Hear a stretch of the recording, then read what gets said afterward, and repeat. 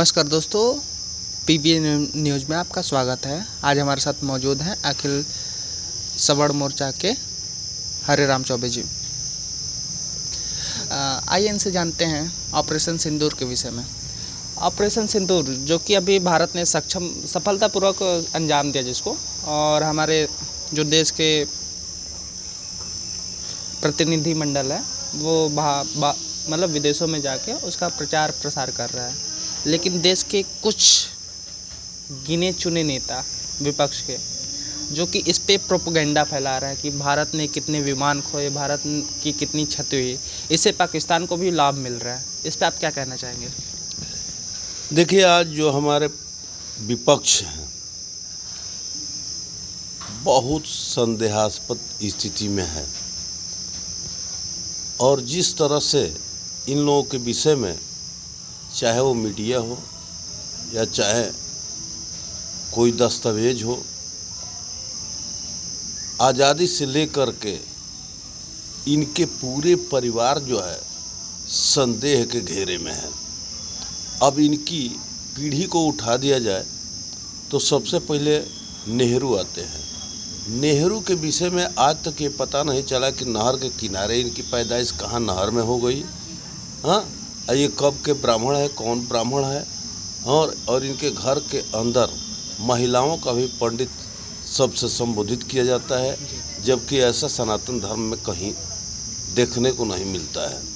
दूसरी बात, वहीं पर इंदिरा गांधी हैं, इनकी पुत्री।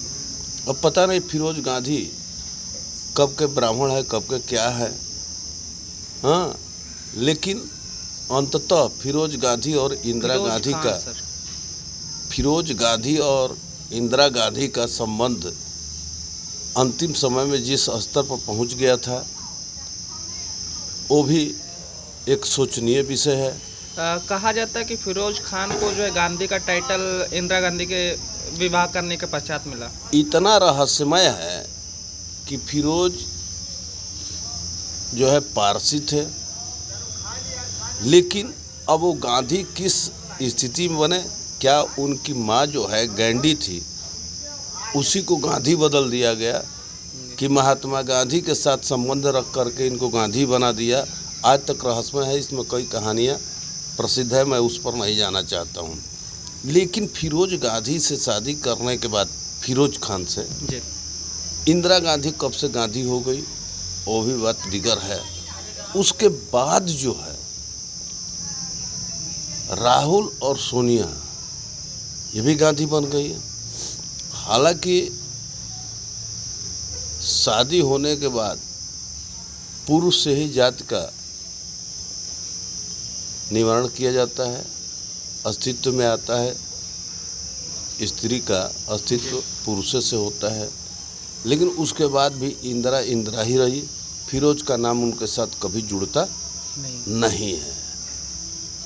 अब रही बात कि इनकी शौर्य गाथा का, 1943 में सुभाष चंद्र बोस ने सिंगापुर से लेकर के नागालैंड तक भारत का झंडा फहराया और आज़ाद अपने को घोषित किया, लेकिन यही नेहरू प्रथम प्रधानमंत्री बनने के आड़ में, बनने के लालच में वो सब गंवा दिए और 47 की आज़ादी को स्वीकार किए।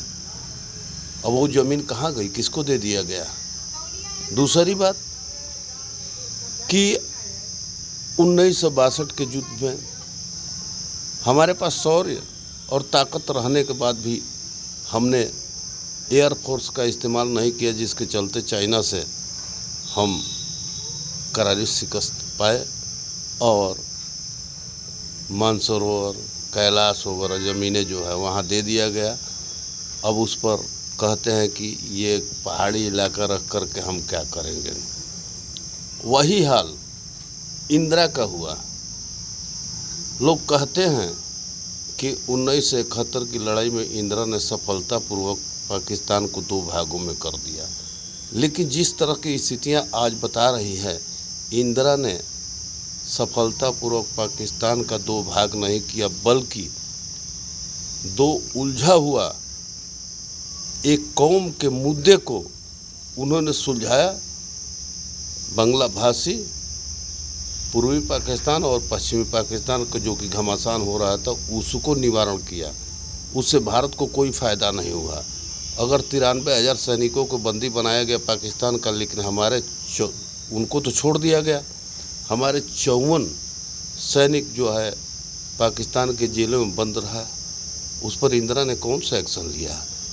उल्टे जो है उनकी जो भी ज़मीनें अब जीती हुई थी सब आपने वापस कर दिया। कौन सा फ़ायदा भारत को हुआ? किस बात के लिए आयरन लेडी है? और उसके बाद का सरदर्द ये है कि करोड़ों बांग्लादेशी रिफ्यूजियों को भारत में बसा करके जो जाने वाले थे, शरणार्थी आए रहे और चले जाते हैं। ये भी नियम था कि उनको भेजना, लेकिन क्या कारण था कि आपने भारत में बसाया, जो कि आज हमारे भारत के लिए सरदर्द बने हैं। वो तो छोड़ दीजिए, 1965 में हमारी सेना ने लाहौर तक पाकिस्तान की ज़मीनें कब्जा कर ली थी। लाहौर भी कब्जा कर लिया था लाल बहादुर शास्त्री के नेतृत्व में। लेकिन 1968 में अब जो है दस्तावेज जो आ रहे हैं संसद के द्वारा जो आ रहे हैं, कांग्रेसी का पोल जो खोल रहे हैं लोग, निशिकांत दुबे का भी अभी स्टेटमेंट आया है संसद से कि 900 वर्ग किलोमीटर से ज़्यादा ज़मीनें इंदिरा गांधी ने कक्ष में पाकिस्तान को दे दिया था, जो 1965 की लड़ाई के अंदर जो है पाकिस्तान वहाँ जो घुसा हुआ था। क्या कारण था? कौन सा पाकिस्तान से आपका प्रेम था? हाँ, अगर इनको प्रेम नहीं रहता पाकिस्तान से तो वो 900 एकड़ ज़मीन, 900 वर्ग किलोमीटर ज़मीन, एकड़ नहीं, इतना ज़मीन जो है कक्ष का इनको दे दिया। और बाद में ये कह रहे थे लोग कांग्रेसी कि हम इसका प्रतिकार इसलिए नहीं किए, अगर पाकिस्तान की सेना घुसी तो मौसम के अनुसार वहाँ बाढ़ आती है, बाढ़ में पाकिस्तानी बह जाते, हमारा ऐसे ही खाली हो जाता सेना का, इसलिए प्रयोग नहीं किए। क्या ये भारत के लोग मानने वाले हैं? तो जो भारत भारतीयता के आधार पर अपने को स्टैंड करना चाहता था, नेहरू और इंदिरा के नेतृत्व में हमारे देश को, यहाँ के संस्कृति को, यहाँ के स्वरूप को, यहाँ के रीति रिवाज रस्म को बदलने का प्रयास किया गया था। यहाँ तक कि जो हमें आज़ादी का ढिढोरा पीटा जाता है, अगर उसके दस्तावेज को उठा करके देखा जाए तो नेहरू भारत के प्रधानमंत्री के रूप में नहीं, भारत को आज़ादी के रूप में अंग्रेज़ों ने नहीं दिया था, बल्कि अपना एजेंट के रूप में इनको भारत की वरासत के रूप में सत्ता सौंपा था। ये हमारी भूल थी कि जो कि इनको हम उस रूप में देखें। आज जिस तरह से कांग्रेसी लोग कुछ प्रोपेगेंडा करते हैं, इनके शौर्य गाथा उगाते हैं, ये इस तरह से नहीं है। नेहरू सबसे बड़ा, हमारे यहाँ के जो भी क्रांतिकारी थे उनको आतंकवादी घोषित किया। दूसरी बात, हमारे देश के हीरो सुभाष चंद्र बोस को इन्होंने युद्ध अपराधी घोषित करके उनको आजीवन भारत से बाहर रहने का और रखने का प्रयास किया। तो हम कैसे मान लें कि ये देश के हमारे नायक रहे हैं?